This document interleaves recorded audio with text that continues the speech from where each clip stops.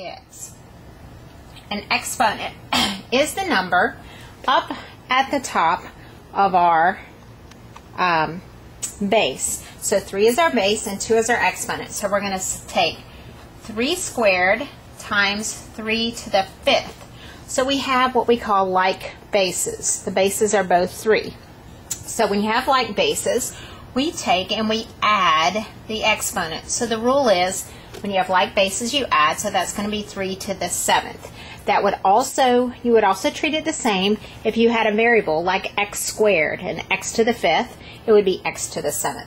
Okay, so let's take some with some negative exponents.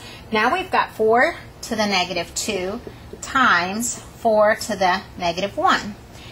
Even though those are negative, we still just use the same rule.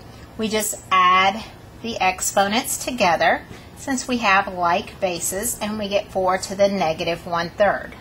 We're going to talk about how to rewrite those in just a minute so we don't have negative exponents.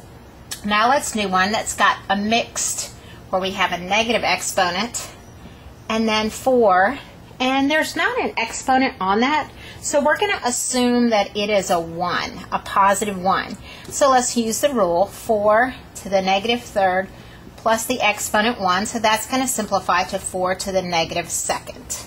Okay, so that's how you handle adding those exponents with like bases.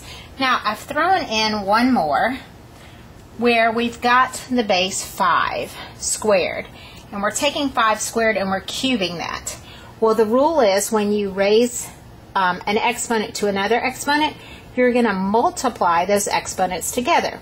So the base stays the same, 5, but we're going to multiply the exponents together and get 6. But I'm going to show you why that happens. The reason that happens is actually you have 5 squared times 5 squared times 5 squared.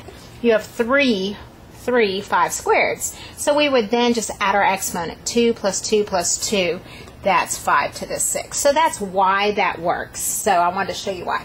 Okay, so there is part 1 of evaluating exponents. And of course, if you need to come up with the actual value, you would then take your calculator and you would type in 5 to the 6. So let's clear this out.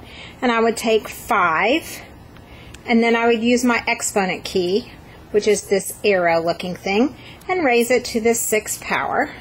And that's what your keyboard should look like. So 5 to the 6 is 15,625. So if you need to